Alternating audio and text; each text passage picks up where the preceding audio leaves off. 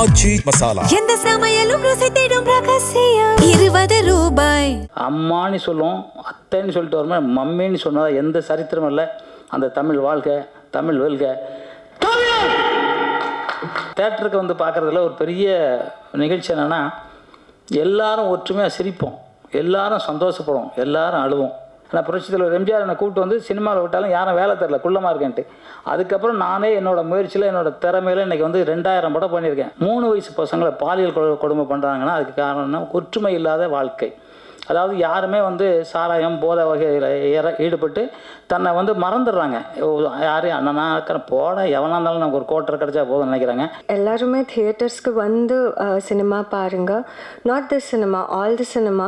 அது நம்ம success press meet அப்புறம் இந்த ஷோ, இந்த ஒரு படம் இந்த லெவலுக்கு வரக்கு முக்கிய காரணம் இந்த படத்தை ப்ரொடியூசர் சதீஷ் பாபு சார், அவருக்கும் நான் நன்றி தெரிவிச்சுக்கிறேன்.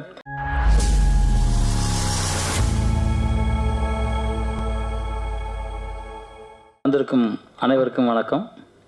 பத்திரிகை நண்பர்களுக்கும், தொலைக்காட்சி தோழர்களுக்கும், இன்டர்நெட் இனியவர்களுக்கும், மேடையில் இருக்க அத்தனை பெரியவர்களுக்கும்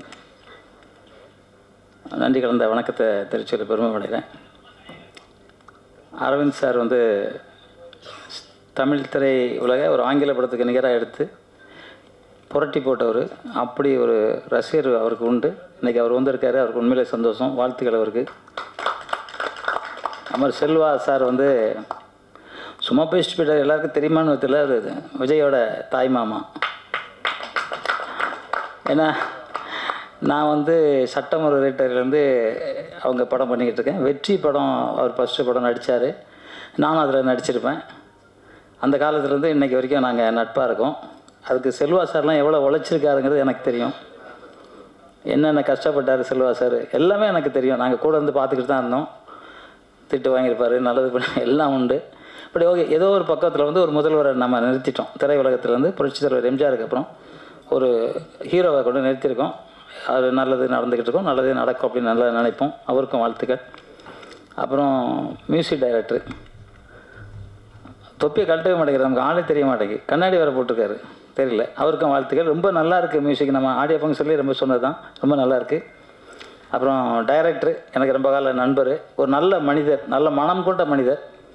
அதனால் நாளைக்கு படம் நல்லபடியாக ஓடி இருக்கு. இன்றைக்கி ஓடி வெற்றி விழா தானே இது. உண்மையில் இன்னும் நிறையா போகும். உங்களுக்கு வாழ்த்துக்கள் சார். நீங்கள் இதே மாதிரி குணமாக எப்பவும் நல்லா இருங்க. உங்களுக்கு வாழ்த்துக்கள். அப்புறம் மியூசிக் பாட்டு எழுதுன அத்தனை பேருக்கும் குறிப்பாக நன்றி சொல்கிறேன். அப்புறம் தேவிஸ்ரீ மேடம், அவங்க வந்து எங்கள் கூட 2-3 படம் நடிச்சிருக்காங்க.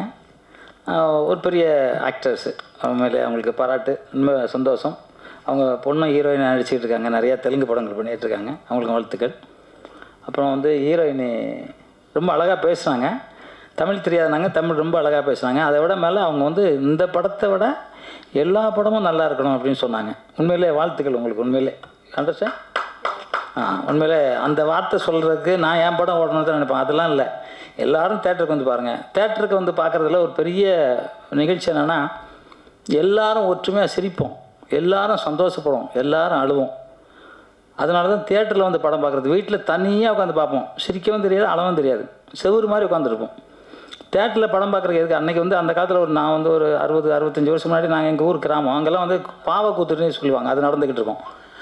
அப்போ வந்து உண்டியல் தான் இங்கே காட்டுவாங்க. எதனா இப்போ ஒரு பிசா அந்த ஓட்டை ஒரு பிசா அதில் போட்டு அதை பார்த்துக்கிட்டு இருப்போம். அது இன்ட்ரெஸ்ட்டாக இருக்கும்.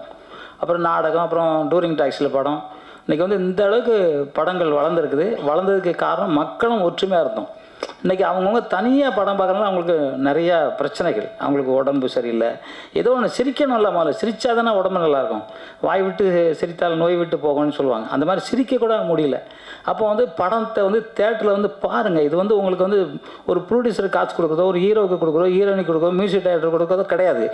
உங்களை நீங்கள் நல்வழிப்படுத்துறது அதுதான். இப்போ நான் வந்து யோகா பண்ணுறேன், எனக்கு 74 வயசாச்சு. நான் நல்லா இருக்கிறேன் அப்படின்னா காரணம் என்னென்னா, நான் பயிற்சி பண்ணிக்கிட்டே இருக்கேன். அதே மாதிரி தேட்டரில் படம் பார்த்துக்கிட்டே இருக்கேன். ஏன்னா அவங்க சிரிக்கும் போது அந்த சிரிப்பு இல்லை, அந்த சிரிப்பு நம்மளையும் சேர்ந்து சிரிக்க வைக்கும்.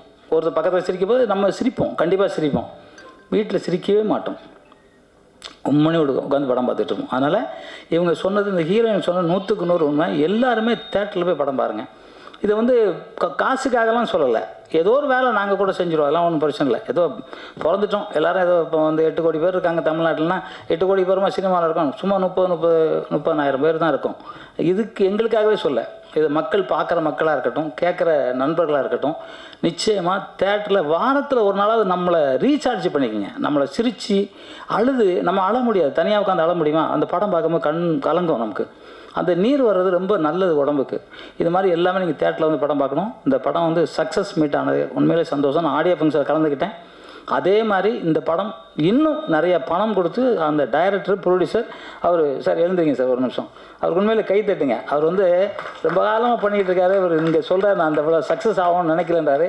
நிச்சயமாக என்ன நீங்கள் சக்ஸஸ் படமாக கொடுப்பீங்க சார். உழைப்பு, உண்மை, நேர்மை, கடினமான உழைப்பு இருந்தால் யாருமே தோக்க மாட்டோம். நான் கூட தனியாக தான் வந்தேன் சென்னைக்கு. ஆனால் புரட்சித்தலைவர் எம்ஜிஆர் என்னை கூப்பிட்டு வந்து சினிமாவில் விட்டாலும் யாரும் வேலை தரல, குள்ளமாக இருக்கேன்ட்டு. அதுக்கப்புறம் நானே என்னோடய முயற்சியில் என்னோடய திறமையில் இன்றைக்கி வந்து 2000 படம் பண்ணியிருக்கேன். அதெல்லாம் பெரிய விஷயம்.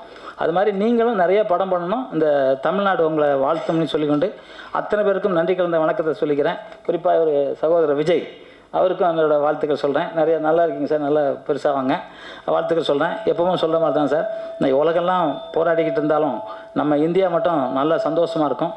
நம்ம நாடு வந்து பெண்மையை மதிக்கிற நாடு, தாய் இல்லாமல் உலகமே இல்லைன்னு நினைக்கிற நாடு நம்ம நாடு. இன்றைக்கி வந்து இந்த இன்டர்நெட் அதெல்லாம் வந்தோடனே அம்மா யார், அக்கா யார், தங்கச்சி யாருன்னு தெரியாமல் 3 வயசு பசங்களை பாலியல் கொடுமை பண்ணுறாங்கன்னா அதுக்கு காரணம் ஒற்றுமை இல்லாத வாழ்க்கை. அதாவது யாருமே வந்து சாராயம் போதை வகையில் ஈடுபட்டு தன்னை வந்து மறந்துடுறாங்க. யாரையும் அண்ணனா இருக்கிற போட எவனாக இருந்தாலும் நமக்கு ஒரு கோட்டரை கிடச்சா போதும்னு நினைக்கிறாங்க. அதை மறங்க.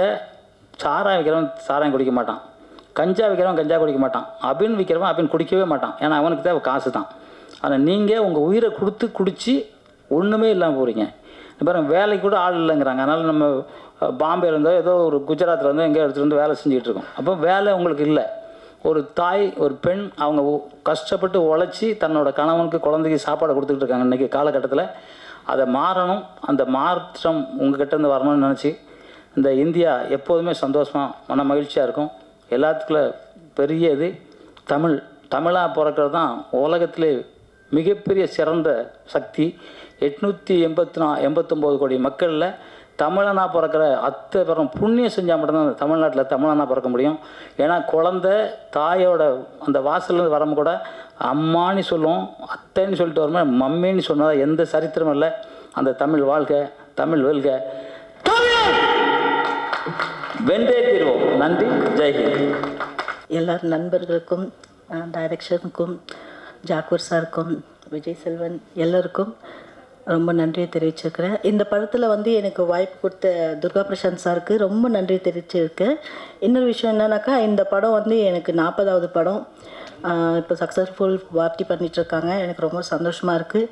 இன்னும் அவங்க மேலே படம் பண்ணணுன்ட்டு எனக்கு ரொம்ப ஆர்வமாக இருக்குது. அடுத்த படத்துலையும் நான் புக் ஆகிருக்கேன். டைரக்டர் துர்கா பிரசாத் சார் சொல்லியிருக்காரு. எனக்கும் விஜய் செல்வனுக்கும் வாய்ப்பு கொடுத்துருக்காங்க. Thank you Durga Prashant sir. நன்றி. எல்லாருக்கும் வணக்கம். First of all I would like to ask sorry because எனக்கு அவ்வளோ தமிழ் பேச வராது. But I will try talking in Tamil only. So ஏதாச்சும் தப்பாச்சுன்னா மன்னிச்சுங்க. First of all I would like to ask everybody, எல்லாருமே தியேட்டர்ஸ்க்கு வந்து சினிமா பாருங்கள். Not the cinema, all the cinema. Because நாளைக்கு இது டிவிలో பார்க்கணும் வரும் ஆர் மொபைலில் பார்க்கணும் வரும் அப்படியான வெயிட் பண்ணாதுங்க. ஏன்னா இப்போது நம்ம எல்லாருக்குமே பேஷன்ஸ் ரொம்ப தக்குவ, it's very less. Because reels பார்க்கும், when we are seeing reels also we cannot even see like 30 seconds. We just keep scrolling the phone. So அப்படி பண்ணாதுங்க. Just make yourself time, at least monthly once or twice or thrice, just 2 hours of time தியேட்டர்ஸ்க்கு வந்து இந்த movie பாருங்கள். Because theatre experience வந்து வீட்டில் கிடையாது, இல்லை ஃபோனில் பார்க்கணும், அந்த எக்ஸ்பீரியன்ஸ் வராது. நல்லா இருக்கோ இல்லையோ அது வேறு. At least to say it is good or bad, just watch the movie once, any movie, support the movies, so that only because of the theaters cinema can sustain in all the industries. Thank you. அது நம்ம success press meet அப்புறம் இந்த show இந்த ஒரு படம் இந்த லெவலுக்கு வரக்கு முக்கிய காரணம் இந்த படத்தை ப்ரொடியூசர் சதீஷ் பாபு சார் அவருக்கும் நான் நன்றி தெரிவிச்சுக்கிறேன். படம் இந்த அளவுக்கு பேசப்பட்டதுன்னா அதுக்கு முக்கிய காரணம் மீடியா தான். Media, press media, social media இவங்க எல்லாரும் தான். ஆடியன்ஸு கொஞ்சம் பேர் கம்மியாக பார்த்துருக்கலாம். ஆனால் படம் பார்த்தா எல்லா மீடியாக்காரங்க கூட படம் பற்றி நல்ல ஒரு ரிவ்யூ கொடுத்தாங்க. அந்த ரிவ்யூனால் தான் இந்த படம் இவ்வளோ வரைக்கும் பேசப்பட்டது. உங்கள் எல்லாரும் சப்போர்ட்டை நான் எப்பவும் மறக்க மாட்டேன். தமிழில் ஒரு படம் பண்ணி அது எப்படி வருமோ என்னமோ நினச்சிட்டு இருந்தேன். ஆனால் இந்த அளவுக்கு ஒரு சப்போர்ட்டுவே நான் எதிர்பார்க்கல. அந்த அளவுக்கு ஒரு வைரத சப்போர்ட் நீங்கள் எல்லாம் கொடுத்துருக்கீங்க. இதே மாதிரி சப்போர்ட்டும் இந்த எல்லா படத்துக்கும் வரட்டும் தான் நான் வேண்டிக்கிறேன்.